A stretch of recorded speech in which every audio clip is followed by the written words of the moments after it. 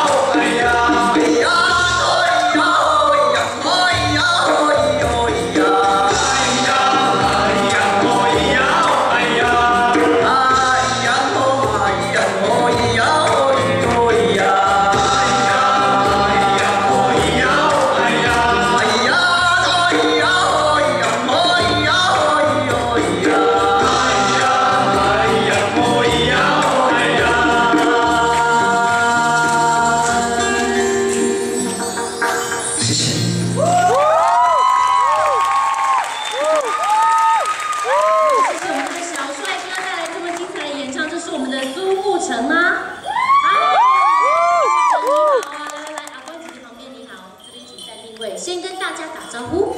嗨，大家好。嗨，好可爱哦，卡哇伊呢。顾城，可以请问一下你今年几岁吗？看起来很年轻呢，幼稚哦。我今年23。哎，23岁哦。是。可是你看不出来23岁，你看起来像13岁呢。真的吗？因为这个脸娃娃脸非常非常的可爱啦。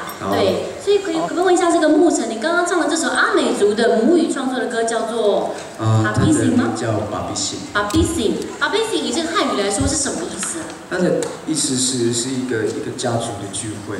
家族的聚会。然后这首歌的背景故事是，他希望因为是署名做的歌，然后他希望说年轻人都回到部落去，然后做文化的事情。然后如果你有女朋友的话，如果你有小孩子的时候，就把他带回去部落，然后让他感觉到你的部落的文化的美丽，你的土地的所有的美。所以呢，您刚才听牧尘这样讲了这首歌背后希望传达的故事，就会觉得很感人呢。所以呢，牧尘刚刚提到过，这首歌的创作人叫做苏米恩秘鲁。苏密是我们认识的那个约翰苏米吗？是啊，就是他。哦，金曲奖的这个最佳原住民歌手跟原住民专辑，他是你师傅吗？他是我的算是哥哥。哦，你哥哥啊！哎呦，掌声鼓励一下。啊，问一下，苏密怎么今天没有来？他在高雄。在高雄啊，因为苏密也发了专辑，有签唱会，对不对？所以呢没有办法来。好，是的，所以呢希望这个大家就一起支持啊。刚刚那个背后呢带来很多动人故事的这首歌，那我们希望这个你代表哥哥苏密能够有很好的成绩，好不好？谢谢我们的牧尘，谢谢。